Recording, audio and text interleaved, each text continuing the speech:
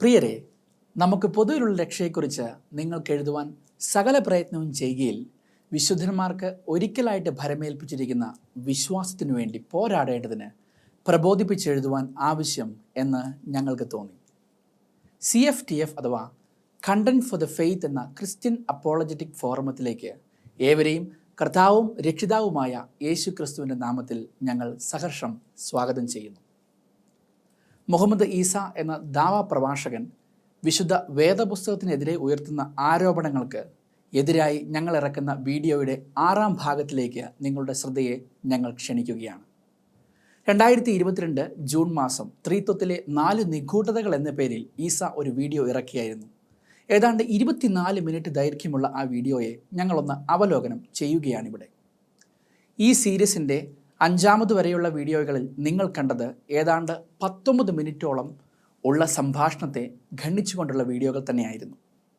യൂട്യൂബിൽ CFTF എന്നടിച്ചാൽ ഞങ്ങളുടെ എല്ലാ വീഡിയോകളും നിങ്ങൾക്ക് അവിടെ ലഭ്യമാണ്. ഇന്നത്തെ ഈ വീഡിയോയിൽ ഞങ്ങൾ അടുത്ത ഒരു ഭാഗത്തേക്ക് പ്രവേശിക്കുകയാണ്. അതായത് 20ാമത്തെ മിനിറ്റ് മുതലുള്ള ഭാഗങ്ങൾ ഞങ്ങൾ ഇവിടെ അവലോകനം ചെയ്യുകയാണ്. ആദ്യം മിസ്റ്റർ ഈസായുടെ വീഡിയോയുടെ അടുത്ത ഭാഗം നമുക്കൊന്ന് ശ്രദ്ധിച്ചു നോക്കാം. ഇനി ഗ്രീക്കിലോട്ട് കടന്നാൽ ഇവർ അടുത്തത് പറയും ഹീസ് എന്ന് പറയുന്ന ഒരു പ്രയോഗം. ആ ഹീസിനെ കുറിച്ചിട്ട് ഇവർ പറയുന്നത് അതും ഈ എക്കാത് പോലെ തന്നെ ബഹുത്വമുള്ള ഏകത്വമാണ്. അതുകൊണ്ട് യേശുക്രിസ്തു ഇസ്രായേലെ കേൾക്കാം, നമ്മുടെ ദൈവമായ കർത്താവ് ഏക കർത്താവ് എന്ന് പറഞ്ഞ ഏകം എന്ന് പറയുന്ന പ്രയോഗം യഥാർത്ഥത്തിൽ ഈ സംയുക്തമായ ഒന്നിനെ സൂചിപ്പിക്കാനാണ്. അല്ല,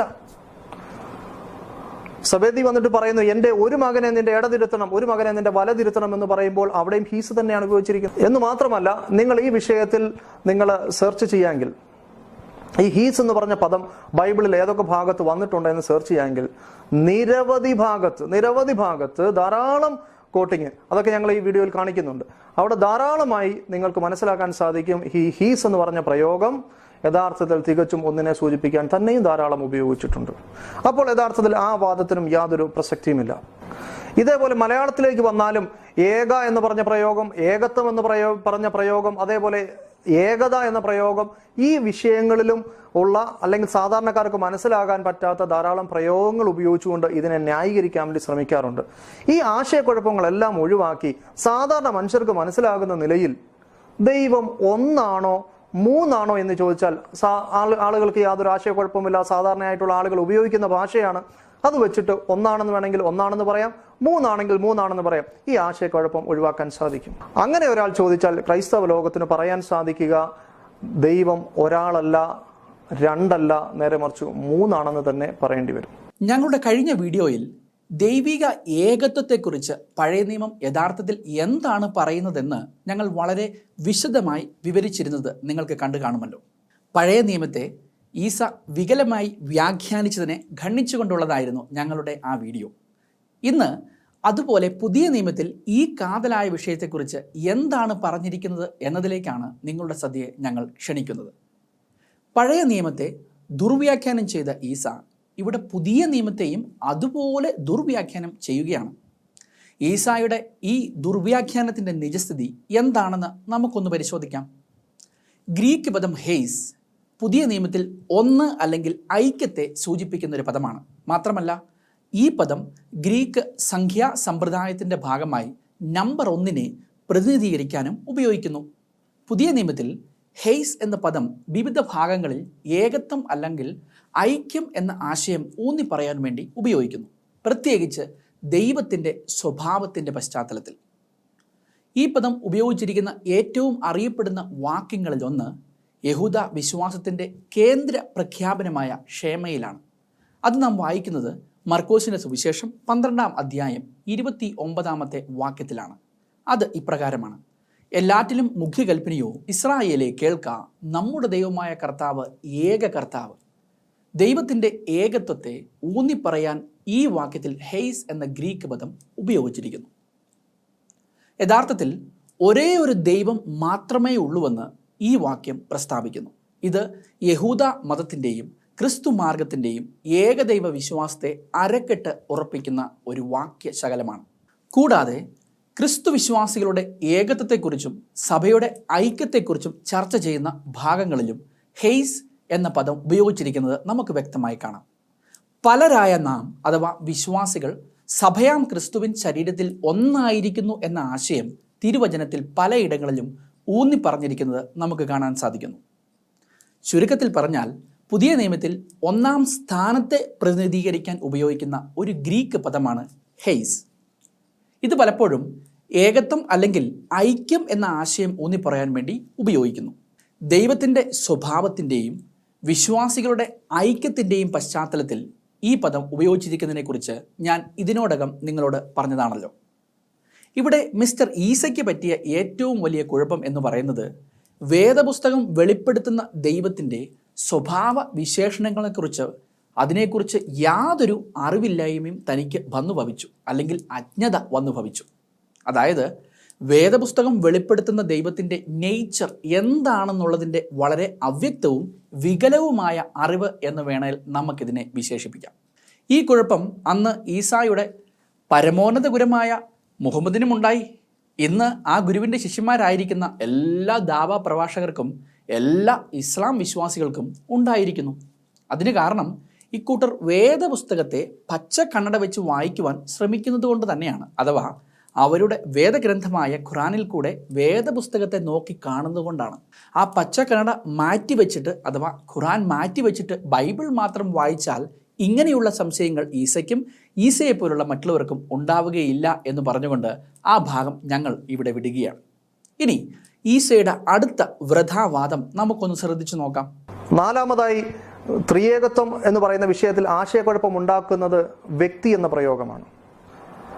ക്രൈസ്തവ പണ്ഡിതന്മാർ പറയും വ്യക്തികൾ മൂന്നാണ്, എന്നാൽ ദൈവം മൂന്നാണെന്ന് എവിടെയും ഇവർ പറഞ്ഞ് നമ്മൾ കാണുന്നില്ല. വ്യക്തികൾ മൂന്നാണ്, ദൈവം എത്ര, അത് ഒന്നെന്ന് പറയുകയും ചെയ്യും. എന്നാൽ യഥാർത്ഥത്തിൽ എന്താണ്? ക്രൈസ്തവ ലോകം ഈ രീതിയിലാണോ അത് വിശദീകരിക്കേണ്ടത്? കാരണം അവർ പറയുന്നത്, അവർ പഠിപ്പിക്കുന്നത് യഥാർത്ഥ ത്രിയേകത്വത്തിൽ അവർ പഠിപ്പിക്കുന്നത് വ്യക്തികൾ മൂന്നാണ്, ഓരോ വ്യക്തിയും ദൈവമാണ്. ഈ മൂന്ന് വ്യക്തികളും വ്യത്യസ്തരാണ്, ഈ മൂന്ന് പേരും നിത്യരാണ്. വ്യക്തികൾ മൂന്നാണ്, മൂന്ന് പേരും ദൈവമാണ്. എങ്കിൽ പിന്നെ വ്യക്തികൾ മൂന്നാണ് എന്ന് പറയുന്നത് പോലെ തന്നെ ധൈര്യത്തോടുകൂടി ആർജവത്തോടുകൂടി ദൈവവും മൂന്നാണെന്ന് പറഞ്ഞുകൂടെ? എങ്കിൽ ഈ ആശയക്കുഴപ്പം അങ്ങ് തീർന്നില്ലേ?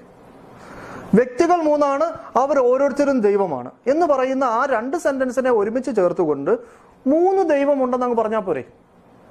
എന്തിനാണ് അവിടെ ഒരു ആശയക്കുഴപ്പം സൃഷ്ടിക്കുന്നത്? ഉദാഹരണമായി പറഞ്ഞാൽ മൂന്ന് വ്യക്തികൾ, ഒരാളുടെ പേര് ജോർജ്, ഒരാളുടെ പേര് ആന്റണി, ഒരാളുടെ പേര് ചാക്കോ. ഇത് മൂന്ന് വ്യക്തികളാണ്. ഈ മൂന്ന് വ്യക്തികളും മനുഷ്യരാണ്. ഈ മൂന്ന് വ്യക്തികളും വ്യത്യസ്തരാണ്.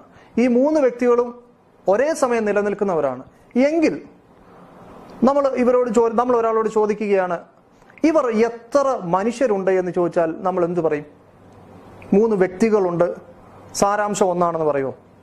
ഇവർ മൂന്ന് വ്യക്തികളുണ്ട്, ഇവരുടെ സാരാംശമായ മനുഷ്യത്വം ഒന്നാണ് എന്നാണ് നമ്മൾ പറയുക. നമ്മൾ എന്ത് പറയും? ധൈര്യത്തോടുകൂടി പറയും, ഈ മൂന്ന് വ്യക്തികൾ മൂന്ന് വ്യത്യസ്തരായ മനുഷ്യരായതുകൊണ്ട് നമ്മൾ പറയും ഇത് മൂന്ന് മനുഷ്യരാണ്. എങ്കിൽ സാധാരണ നമ്മൾ മനുഷ്യർ സംസാരിക്കുമ്പോൾ പറയുന്ന ഈ ഭാഷയിൽ തന്നെ വ്യക്തികൾ മൂന്നാണ്, അവർ ഓരോരുത്തരും ദൈവമാണ്, അവർ വ്യത്യസ്തരാണ് എന്ന് പറയുമ്പോൾ നമ്മൾക്ക് ഈ മൂന്ന് വ്യക്തികൾ എന്നതിന് പകരം മൂന്ന് ദൈവങ്ങൾ എന്ന് പറയുന്നതിന് എന്താണ് കുഴപ്പം? വിശുദ്ധ വേദപുസ്തകത്തിലെ ഏറ്റവും കാതലായ വിഷയമാണ് ദൈവം ആരാണ് എന്നുള്ളത്. അത് വിശുദ്ധ വേദപുസ്തകം വളരെ വ്യക്തമായി വെളിപ്പെടുത്തുന്നുമുണ്ട്. അതിലേറ്റവും പ്രാധാന്യമേറിയ ഒന്നാണ് ദൈവിക ത്രിയേകത്വം എന്നത്. അതായത് പിതാവ്, പുത്രൻ, പരിശുദ്ധാത്മാവ് എന്ന മൂന്ന് വ്യതിരിക്ത വ്യക്തികൾ. പക്ഷേ മൂന്ന് ദൈവങ്ങളല്ല, മറിച്ച് ഏകനായ ഒരു ദൈവം മാത്രമാണ്. ഇതാണ് വിശുദ്ധ തിരുവെഴുത്തുകൾ വെളിപ്പെടുത്തുന്ന ദൈവം. മുഹമ്മദ് അവതരിപ്പിച്ച ദൈവം അല്ലെങ്കിൽ ദൈവം എങ്ങനെയുള്ളതാണെന്ന് അറിയേണ്ട ആവശ്യം ക്രിസ്ത്യാനികൾക്കില്ല. കാരണം ആ ദേവനുമായി ഞങ്ങൾക്ക് യാതൊരു ബന്ധവും ഇല്ല. അതുകൊണ്ട് ഈസ ഇവിടെ ദുർവ്യാഖ്യാനം ചെയ്തു പറഞ്ഞ വ്യക്തികൾ എന്ന വിഷയത്തെക്കുറിച്ച് വേദപുസ്തകത്തിൻ്റെ വെളിച്ചത്തിൽ വളരെ ആധികാരികമായി തന്നെ ചില വിഷയങ്ങൾ പറയുവാൻ ഞങ്ങളിപ്പോൾ നിർബന്ധിതരാവുകയാണ്. ഞങ്ങളുടെ മുമ്പിലത്തെ വീഡിയോകളിൽ ഈ വിഷയത്തെക്കുറിച്ച് ചർച്ച ചെയ്തിട്ടുണ്ടെങ്കിലും ഇതേ വിഷയത്തെ മറ്റൊരു ആംഗിളിൽ നിന്നുകൊണ്ട് ഒന്നും കൂടെ ഞങ്ങളിവിടെ വിശദമാക്കുകയാണ്. വളരെ ശ്രദ്ധിച്ച് കേട്ടാൽ മാത്രമേ ഈ കാതലായ വിഷയത്തെക്കുറിച്ച് മനസ്സിലാക്കുവാൻ നിങ്ങൾക്കും സാധിക്കുകയുള്ളൂ എന്നുകൊണ്ട് ഞങ്ങൾ ഒരിക്കൽ കൂടെ നിങ്ങളെ ഓർപ്പിക്കുകയാണ്. ഞങ്ങളുടെ എല്ലാ വീഡിയോകളും പഠനങ്ങൾ കൂടെ ആകയാൽ വിശുദ്ധ തിരുവെഴുത്തുകളും കൂടെ വെച്ച് വേണം ഈ വീഡിയോകൾ നിങ്ങൾ ശ്രദ്ധിക്കുവാൻ എന്ന് ഞങ്ങൾ വിനീതമായി നിങ്ങളോട് അഭ്യർത്ഥിക്കുന്നു. കാരണം ഇവിടെ പറയുന്ന വചനങ്ങൾ എടുത്ത് എപ്പോഴും വായിക്കുന്നത് നിങ്ങൾക്ക് നല്ലതായിരിക്കും. ഇനി ഞാൻ വിഷയത്തിലോട്ട് വരട്ടെ. ഖുറാനിൽ മുഹമ്മദ് വെളിപ്പെടുത്തിയ ദേവനെ പോലെ ഏകനായ, മൂകനായ, ഏകാന്തനായ, ഒറ്റയാനായ ദേവനല്ല വിശുദ്ധ വേദപുസ്തകത്തിലെ ദൈവം എന്നാണ് ദാവാ പ്രഭാഷകനായ ഈസ ആദ്യം മനസ്സിലാക്കേണ്ടത്.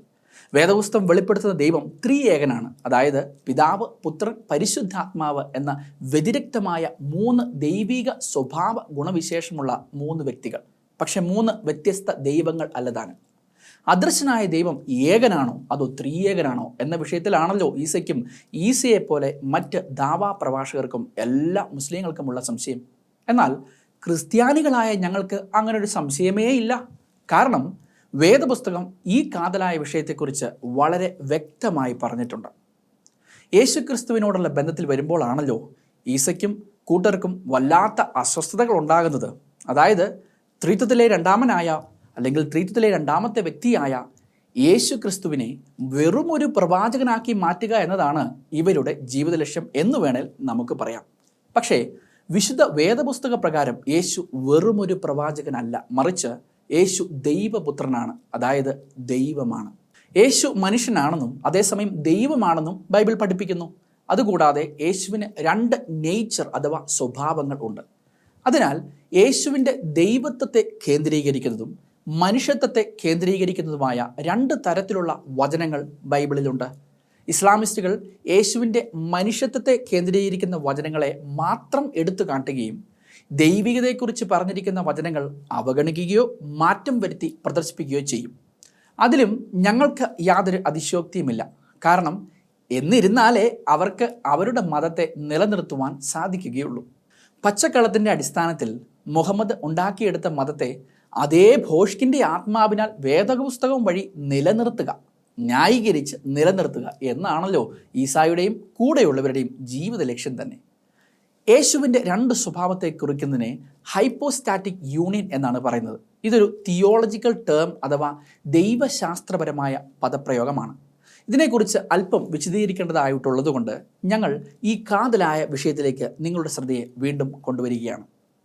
ഈ വിഷയത്തെക്കുറിച്ച് വേദപുസ്തകം എന്തു പറയുന്നുവെന്ന് മിസ്റ്റർ ഈസ ഒന്ന് നന്നായി പഠിക്കേണ്ടിയിരിക്കുന്നു. അതുകൊണ്ട് മിസ്റ്റർ ഈസയെ ഞങ്ങളൊന്ന് പഠിപ്പിക്കുക. ഇപ്പോൾ മിസ്റ്റർ ഈസ 1ഉം 3ഉം തിരയുന്ന വ്യർത്ഥമായ പരിശ്രമം ഉപേക്ഷിച്ച് സത്യവിശ്വാസത്തിലേക്ക് വരിക. ഇനി ഞാൻ വിഷയത്തിലേക്ക് വരികയാണ്.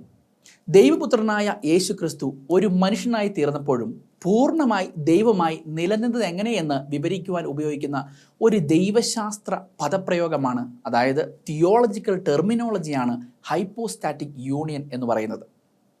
യേശു എപ്പോഴും ദൈവമായിരുന്നു എന്ന് യോഹന്നാൻ 8:58, 10:30 എന്നീ വചനങ്ങളിൽ നിന്ന് വളരെ വ്യക്തമായി മനസ്സിലാക്കാം.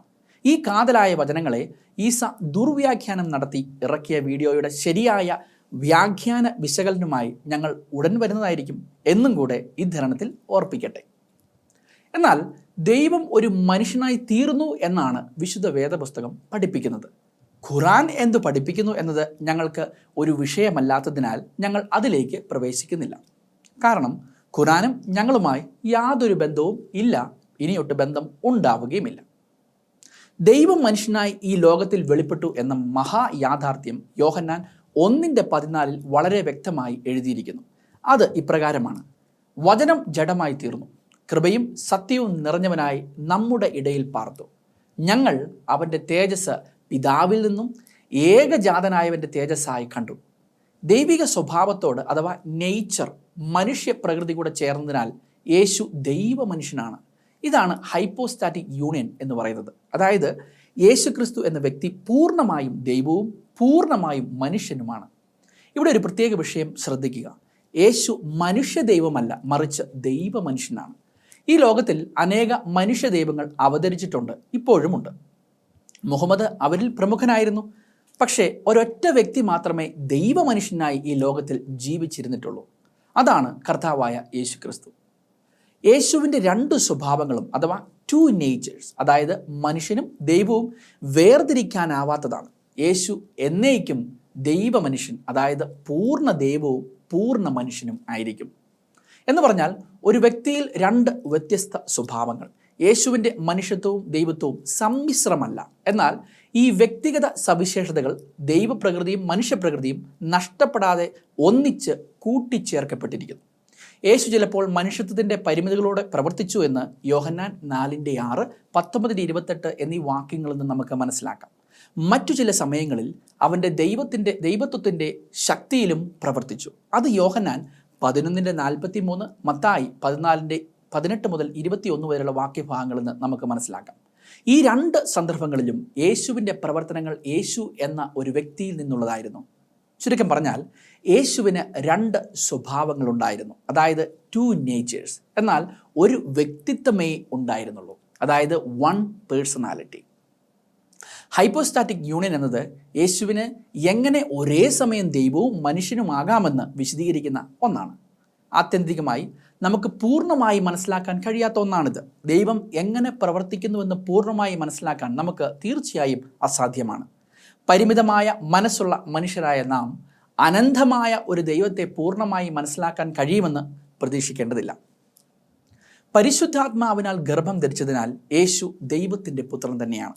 ഈ വലിയ സത്യം എഴുതിയിരിക്കുന്നത് ലൂക്കോസ് 1:35 എന്നാൽ അതിനർത്ഥം യേശു ഗർഭം ധരിക്കുന്നതിന് മുമ്പ് ഉണ്ടായിരുന്നില്ല എന്നല്ല. യേശു എപ്പോഴും ഉണ്ടായിരുന്നു എന്ന് യോഹന്നാൻ 8:58 10:30 വളരെ വ്യക്തമായി എഴുതിയിരിക്കുന്നു. യേശുവിനെ മറിയം ഗർഭം ധരിച്ചപ്പോൾ യേശു ദൈവം എന്നതിലുപരി ഒരു മനുഷ്യനായി തീരുകയാണ് ചെയ്തത്. അതാണ് യോഹന്നാൻ 1:1 14 വളരെ വ്യക്തമായി നാം കാണുന്നത്. 1-ാം വാക്യത്തിൽ വചനം ദൈവമായിരുന്നു എന്ന് പറഞ്ഞതിന് ശേഷം 14-ാം വാക്യത്തിൽ ഈ വചനം അഥവാ പിതാവിനോടുകൂടെ ആയിരുന്ന വചനം, ഒന്നുകൂടെ പറഞ്ഞാൽ പുത്രനായ ദൈവം ജഡമെടുത്ത് മനുഷ്യനായി ഈ ലോകത്തിൽ വന്നു എന്നും എഴുതിയിരിക്കുന്നു. ഈ വലിയ സത്യം 1 തിമോത്തിയോസ് 3:16 എഴുതിയിരിക്കുന്നത് നമുക്ക് വ്യക്തമായി കാണാൻ സാധിക്കുന്നു. യേശു ദൈവവും മനുഷ്യനുമാണ്. യേശു എല്ലായ്പ്പോഴും ദൈവമായിരുന്നു. പക്ഷേ മറിയത്തിൽ ഗർഭം ധരിക്കുന്നവരെ അവനൊരു മനുഷ്യനായി മാറിയിട്ടില്ലായിരുന്നു. നമ്മുടെ ബലഹീനതകളിൽ നമ്മളോട് താതാത്മ്യം പ്രാപിക്കാൻ യേശു ഒരു മനുഷ്യനായി തീർന്നു. എബ്രായർ 2:17 ഈ സത്യം എഴുതിയിരിക്കുന്നത്. അവസാനം നമ്മുടെ പാപങ്ങൾക്കുള്ള ശിക്ഷയായി യേശു കുരിശിൽ മരിച്ചു. ഇത് ഫിലിപ്പിയർ 2:5 മുതൽ 11 വരെയുള്ള വാക്യഭാഗങ്ങളിൽ നമുക്ക് കാണുവാൻ സാധിക്കും. ചുരുക്കത്തിൽ ഹൈപ്പോസ്റ്റാറ്റിക് യൂണിയൻ യേശു പൂർണ്ണമായും മനുഷ്യനും പൂർണ്ണമായും ദൈവവുമാണെന്ന് പഠിപ്പിക്കുന്നു.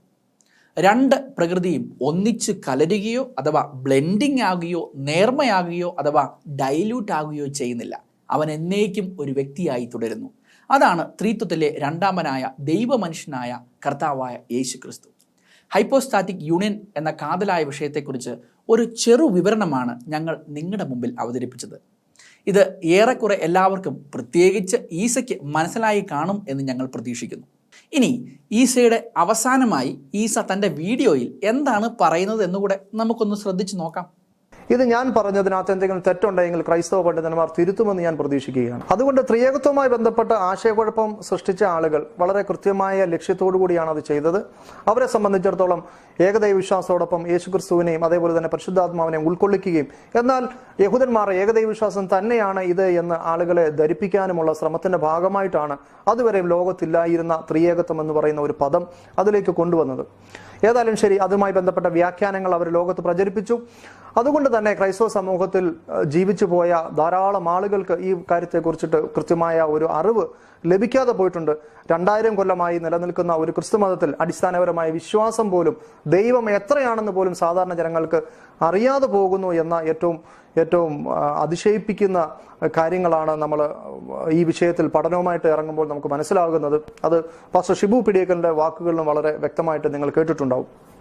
അതുകൊണ്ട് എന്നാൽ കഴിയുന്ന നിലയിൽ ഏറ്റവും ലളിതമായ നിലയിൽ ഉപമകൾ കൊണ്ട് വളരെ ലളിതമായ നിലയിൽ ഈ കോംപ്ലിക്കേറ്റഡ് ആയിട്ടുള്ള ഇച്ചിരി സങ്കീർണമായിട്ടുള്ള ഈ സാരാംശവും അതേപോലെ തന്നെ ഐക്യത്തിലുള്ള ഒന്നും അതേപോലെ ഭാഷയിലുള്ള പ്രശ്നങ്ങളും വളരെ ലളിതമായ നിലയിൽ എന്നാൽ കഴിയുന്ന നിലയിൽ ഞാൻ അവതരിപ്പിച്ചിട്ടുണ്ട്.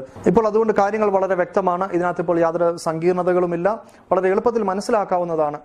ഇനിയും ഒരാളെ സംബന്ധിച്ചിടത്തോളം അവർക്ക് ഏകദൈവ വിശ്വാസമാണോ അവർക്ക് ഇഷ്ടപ്പെട്ടത്, അവരത് സ്വീകരിക്കുക. ഇനി അതല്ല, ഒരാൾക്ക് 3 ദൈവങ്ങളുള്ള വിശ്വാസമാണ് അത് ഇഷ്ടപ്പെടുന്നതെങ്കിൽ അവർ അവിടെയും നിൽക്കുക.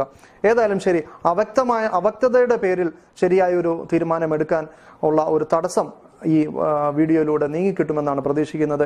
ഏവർക്കും സന്മാർഗം. ദൈവം കനിഞ്ഞരുളട്ടെ. ഇവിടെ ഈസ പറഞ്ഞു നിർത്തുന്നത് താൻ പറഞ്ഞതിൽ എന്തെങ്കിലും തെറ്റുണ്ടെങ്കിൽ ക്രൈസ്തവ പണ്ഡിതന്മാർ തന്നെ തിരുത്തണം എന്ന ആഹ്വാനത്തോടെയാണ്. കൊള്ളാം, വളരെ നന്നായിരിക്കുന്നു മിസ്റ്റർ ഈസ. താങ്കൾ പറഞ്ഞതിൽ യാതൊരു തെറ്റുമില്ല എന്ന പക്ഷക്കാരാണ് ഞങ്ങളും. കാരണം താങ്കൾ ഇതുവരെ പറഞ്ഞതിൻ്റെ എല്ലാറ്റിൻ്റെയും ഉറവിടമെന്ന് പറയുന്നത് താങ്കൾ ശരിയെന്ന് വിശ്വസിക്കുന്ന ഖുറാനാണ്, അല്ലാതെ വിശുദ്ധ തിരുവെഴുത്തുകളായ ബൈബിളല്ല. കാരണം താങ്കൾ പറഞ്ഞ ഒരു കാര്യങ്ങളുമായും വേദപുസ്തകത്തിന് യാതൊരു ബന്ധവുമില്ല. താങ്കളുടെ ശരിയാണ് താങ്കൾ പറഞ്ഞത്, അല്ലാതെ വേദപുസ്തകത്തിലെ ആത്യന്തികമായ സത്യമല്ല.